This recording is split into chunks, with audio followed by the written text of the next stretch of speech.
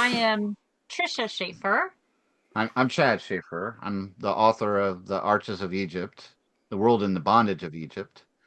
The, and Tricia and I are Schafer. And we actually connected with Mark. I actually connected with Mark years ago. Uh, we had at one point attempted to record a session that was going to be a part of my series that I did to raise money for Josh Peck. Mm. It never made that, but our friendship was established before then, and we had had discussions before, and we've recently reconnected with Mark. And during this time, we have a lot to share and catch up on, and I'm excited to do that. We are excited to Been do that. reading this I awesome have been book. catching. Awesome book. I've been immersing Trisha into David Flynn and Mark and my book and really, our discussions of this Western mindset, this Western Christianity that we are brought up into Mm. really is by design compartmentalized Leaves so much. and teaches you not to think, but teaches you to think in a direction that's guided for you. When really there is a way to think about history and a way to come at history and a way to understand history that was taught at one time and understood to be a way. And that approaching this material with that mindset is the only way to really come to an understanding of where we are today. And so, we're that's what this discussion is. That's what any of our discussions will be, is that the burden for me is today that these things need to be talked about. I mean, there's recent events. I know, Mark, you got stuff to share on this, but recent events do not allow us to be silent. Mm. Well, Trish, Chad, thanks for joining me because I like to talk about this stuff, this type of thing. I mean, it's my obsession. I think about this all the time. I think about it as I go to sleep and when I'm waking up, and especially when I'm in the shower or washing dishes. I don't know what it is about flowing water, but I mean, things crystallize a lot of the time when I'm doing something like that, especially in the shower. Well, I think You a know, lot of times things will crystallize for us too. I think this is the importance of conversation and why having these conversations are important, is that we can have thoughts or occurrences or glimpses of revelation of what may be connected or how the hmm story may be unfolding, that really doesn't crystallize or come to faith until they're spoken. Yeah. That is the right, and that's importance what. of Yeah, having it's so important to conversation. be able to fellowship like-minded individuals. I say, the Christian community needs the fellowship. Yes, by design, but fellowship amongst people that are on that sort of level that I'm talking about are very rare and very valuable, to say the least. Absolutely. Before I Well, forget, I it's the 27th of December, 2024. I always hate when videos go out, if they do, if any of these actually do go out, where I have no idea when the people are talking, No, I mean, Yeah. since the internet's been out for so long, stuff, yeah, it's 10 years December. old, you're like, oh, didn't I see this before? Yeah, Yes, I December did. 27th, Or is 24, this and new? Are they talking this? Is this being rehashed? And I was talking to my wife today about the phenomenon of reality, especially in videos online. You know what I'm sick of, and I know a lot of other people feel the same way.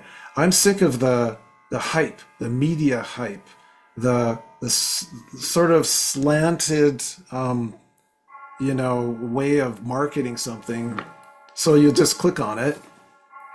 So I got to the point where if I'm looking at someone speaking in a studio and they're wearing their Sunday best, and they're very professional, I almost don't trust them as much as someone that seems to be Real. speaking from the heart, from their study or their bedroom, or wherever they happen to be, unprepared, is even better. It's real Unrehearsed. stuff, Yes. unprepared. You know, And that's Yeah. pretty I much don't know. all I can do. I'm horrible at sticking to a format. It makes my Uh-huh. I don't. brain hurt. I can't really do it. I just lack that It's constricting. finesse. If you saw any of my Disputed Land shows, I don't have the professional microphone. I didn't have the background for a lot of time, a lot of the times that I did. I upgraded for technology stuff. My stuff wouldn't work with the modern technology. Is the only reason I was forced to upgrade anything really. Um, but I feel the same way, and I think that speaks to the humble nature of what God chooses to reveal, how God chooses to reveal himself. He's not looking for the man in the tie. He's looking for the shepherd. Well, He's looking for the guy that just came out of the field. He it's stinks, he's tired, he's sweaty, it's the context and it's the you know. content and not the show around it. You know what I mean? The Right. background, the technology. It's what you're feeding the content. Right. So What is this That person shepherd talking about? Is there some intelligence behind it? And it's not just a copy of something else that's going on. Very few people online are like that. I can name drop here. Timothy Alberino is one such person that his stuff is really thoughtful and really well done as far as his logical progression of thought that he demonstrates when he's talking. very calculated. That's Dolly. Well, She likes to Dolly. bother me when I talk. I don't. well, here again, we have something in common though. So, just for those who may not know me Mark on Mark's channel, if this conversation ever gets put out there, which I hope it does, is that like Timothy, my life was altered, my life changed at the reading of Temple at the Center of Time in Sidonia. And I can't remember. I was going to look before we got on here. I don't remember what year your book was published. I was actually going to look. This was 2014. So your book came out 2 years before mine did in 2016. So these works were what broke my teeth, so to speak, and gave me the place to launch from. In brief, I had an experience that occurred in my life in '99 in the year 2000. Mhm. My pastors, my deacons, ministers around me, when I brought to them had experienced, they couldn't give me an answer. And these were the very ones that should have been able to. If there's anyone in the world, my church should have been able to answer and give me the answer straight from the scriptures about this experience that I've had. And they couldn't. And so I was very much alone, and I walked out some things. I wiped my slate clean and asked. That was my red pill moment where I wiped my slate clean, and I had to ask myself, what do I believe? Do I believe this because this is what I've been told to believe, or do I believe this because I have come to this decision? I have come to this conclusion, and I wasn't just fed this information to regurgitate it. Fast forward to at that time the internet wasn't. It was 32K at best. And you couldn't search anything without getting 20 pop-ups. Young people today don't understand. The world back then, you typed in a web page to search, you had to spend the next 20 minutes closing the pop-ups painstakingly as they popped up before you could read. But anyway, so I did search online. At that time, I could not find anything. Obviously, I didn't search the right search term. Web browsers weren't even what they were. Fast forward to 2011, 2012. It would actually been 2011. I had the prompting again to go online and search once more regarding this experience I had to see if I could find anything. I did find something regarding the experience I've had. It led me to a gentleman's website by the name of L.A. Marzulli, where I was connected with his editor, Rose Deeptra. I knew Rose, his first editor of L.A.'s books, personally. She, in turn, pointed me to a website called watcher.mt squiggly like US and sent me to Watcher website and So that Watcher would have had to have been in the 90s then, like the Watcher mid for 90s. and Watcher forum. I got to the original Watcher forum. Oh, you did. I got to the original Watcher forum. I posted on the Watcher forum, and I was able to do that for approximately 6 months. But of course, in that time, that is when I was first introduced. She goes, "You really need to look at David Flynn. You really need to read what he had." So I got my whole. That is when this come out. Temple. I actually got Temple at the Center of Time first because Defender Publishing, Tom Horn had that. I read that. I was blown away. I read it once. I read it twice. I read it 3 times. Began posting. It rose. I was like, "This is amazing. This information is what I needed, where I needed to go, what I needed to. This answers the questions. It's like the blueprint. The Yeah. blueprint to understanding all that was transpiring in the world that I was living in at that time." And I had the thought, I have to talk to David. This was in the fall of 2012.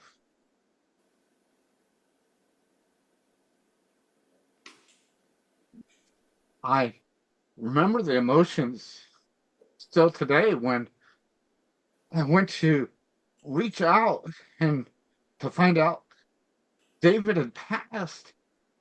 I, as you can tell, I'm still broken about that. Say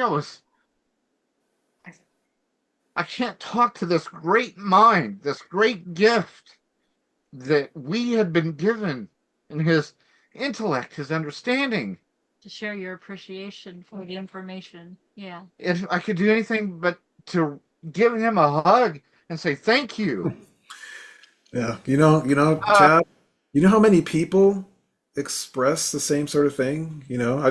I'm just so blown away by how he touched so many people with what he was doing, and just with the books. And he didn't really lecture that much at all. There wasn't really that much of a volume of work out there online, and yet still people were saying, they're like, you know, they were their lives were changed and they were touched in some profound way, and thank you, well, that's then, really amazing. of But course, that's kind of the effect then, he and his work had on people, which he which you had no were a part of. he had no idea while he was alive. He had no idea.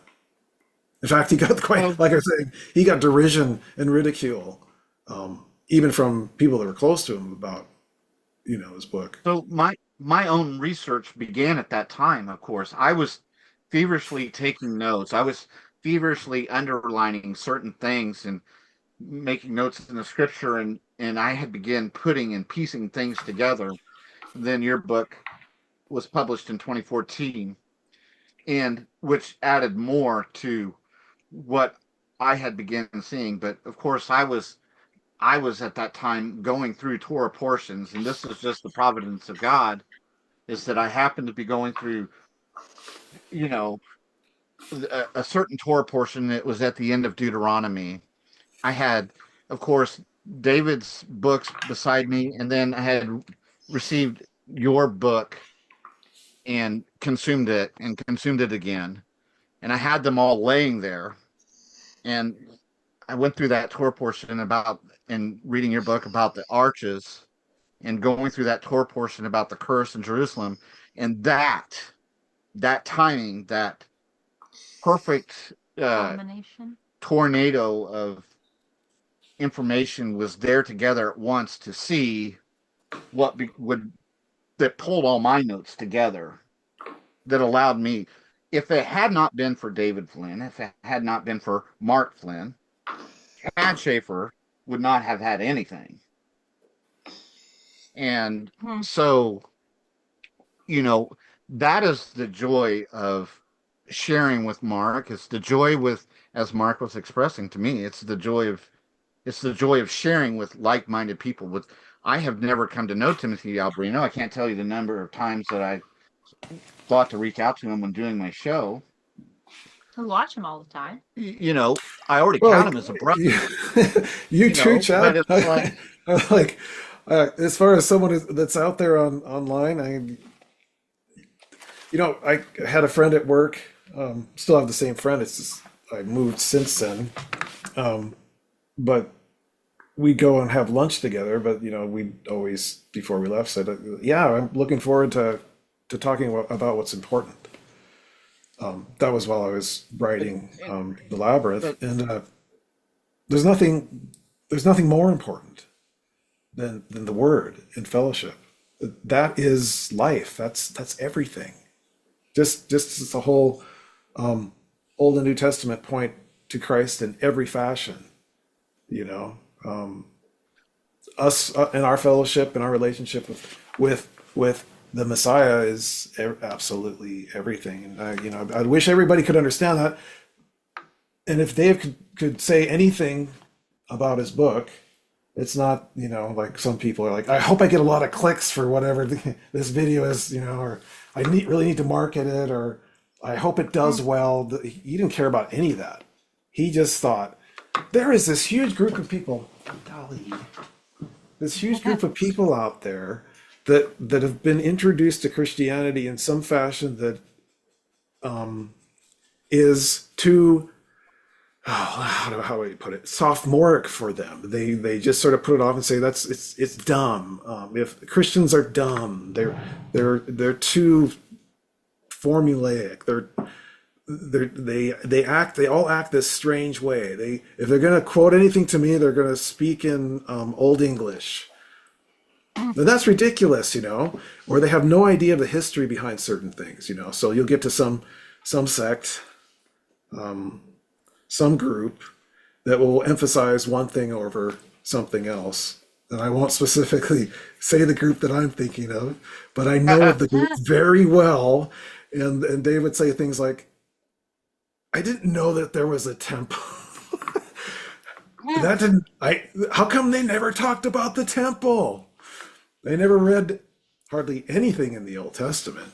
And maybe we heard one time about Genesis 6, but that was brushed over as if that, you know what I mean? There's nothing. Most of the times it's just skipped over. It's just skipped over, and it's conveniently left off the syllabus of whoever's leading the class, and you didn't notice that it went from Genesis midway 4, and then you were picking up back again in 7 or 8. Let's get to Nimrod. Sure, they're happy to talk about Nimrod, but that whole portion was skipped over because they couldn't explain it. They really couldn't. They couldn't be explained. And what you're talking about is a culture. There's an expectancy of this is the way it's going to be, how you're going to act, as you said, in this particular group of people or quote unquote church. Each church would have a culture, but they don't come at it as we're here to learn. You come into that group as we have something to teach. It's right. We have what we want to teach you. And to finish what I was getting at, but didn't. He wanted someone that looked at his work to come to a realization that, wow, God really does exist, and our Messiah really did come, and he did what he said he was going to do. And I mean, that's the reality of our world. That was his wish, to save as many people as possible. He didn't, care if his book made money. He wanted people to read it for that one reason, And the fact that it's out of print right now, and the whole book. There is a version that doesn't have images, but it's out of print with images. And that someone probably, I don't know if it's still there, was trying to sell one copy of Sidonia on Amazon for $5,000. He would find that kind of ridiculous, but yeah, that was his wish.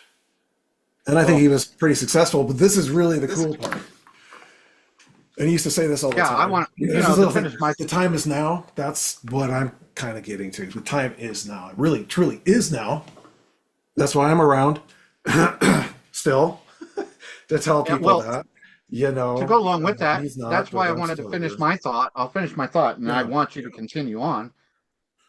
My sorrow and deep felt sadness that I experienced was only to be countered with the fact of the knowledge that I discovered David had a twin who also understood and was writing about these things. So my ashes, my sackcloth was replaced with joy. And I was able then to say, Mark exists. Perhaps there's a chance I can converse with Mark. And, obviously the story is that at some point I was able to converse with Mark. And I don't even remember how it happened. Now, I know Josh connected us, but I was able to get you my book. And there was no greater opinion I awaited on the face of this earth than anything, than to hear back with trepidation what Mark would have to say about what I had written. He could either elevate me and inflate my heart to oversize, or he could crush me, or he could crush me. I didn't know, which, but of course, the blessing is that Mark did read it, and he was like, I do remember him saying, "You got it. You understand. You see." Mm-hmm. And bless you. It's pretty incredible. The beautiful thing that I wanted to share about the value of each other. Make me cry.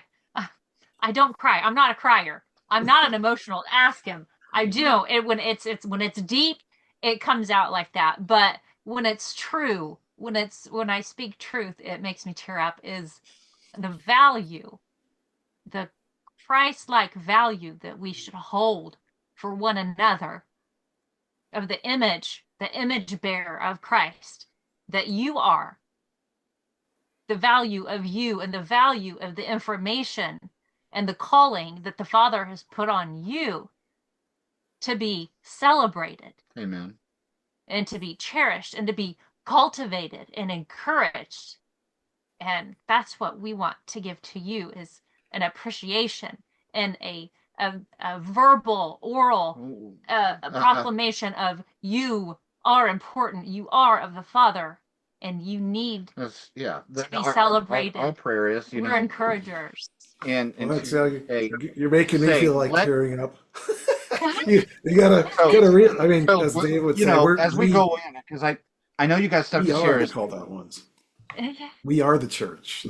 We are saying to Mark, right. We need right each other. now. We are saying to you right now. We are saying to you right now that we are the voice of the Messiah, and also on behalf of the people, to say, yes, Mark, yes, you are called. Yes, you are here. Yes, we are here.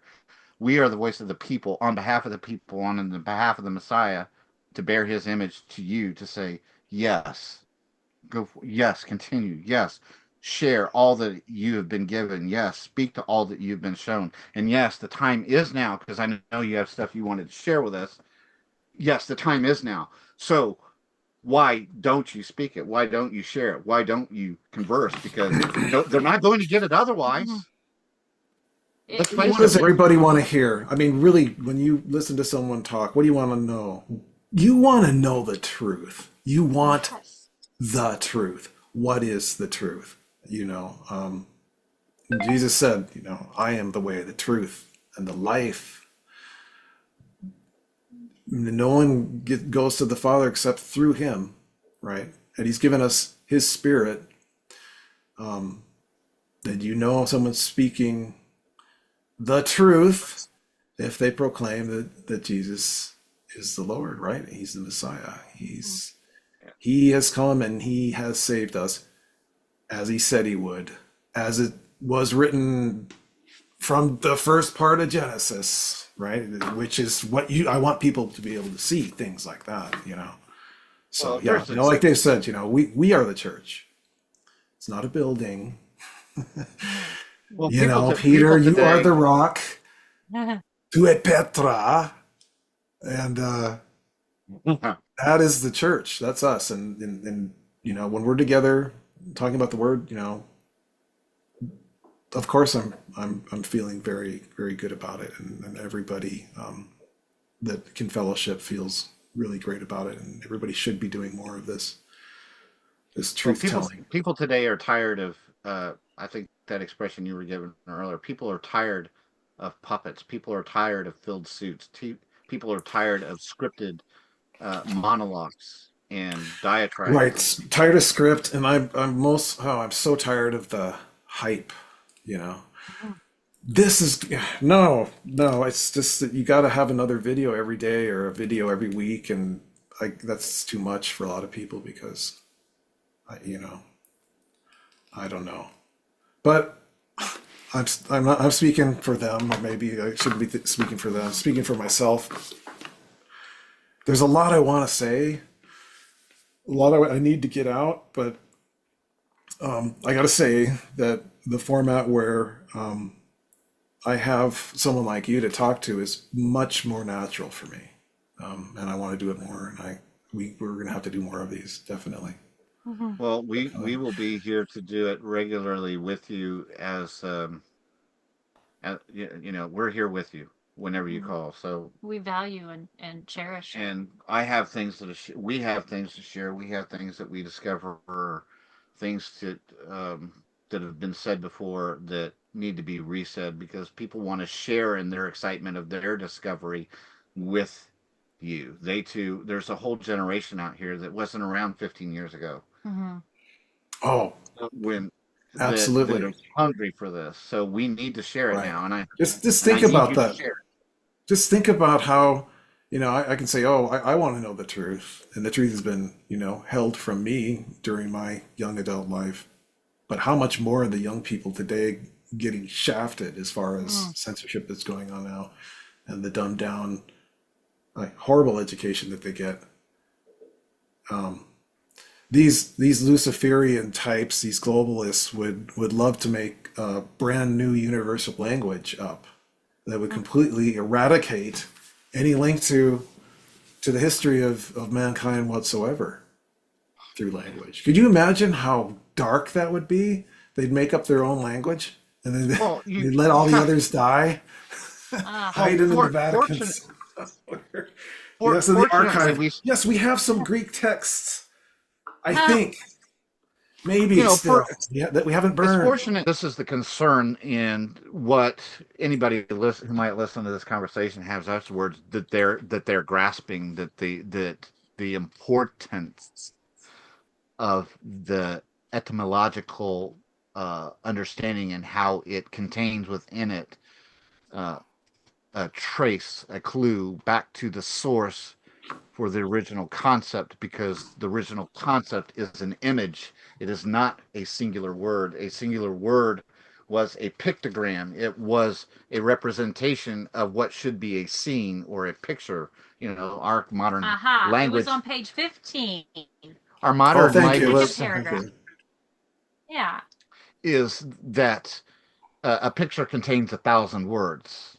Well, that's not true. It contains 10,000 words upon 10,000, because each aspect of that picture can be dwelt upon. And then the whole picture combined. So anyway, etymologically speaking, etymology plays a huge role to come to any true understanding of comprehension. Well, also the reality. The power of the meaning of words, because the word God says there's power in the tongue and there's power in your words that you speak. So the words that we use have power. They have meaning. You have to have understanding. Right. The meaning of words is something that a lot of people don't consider.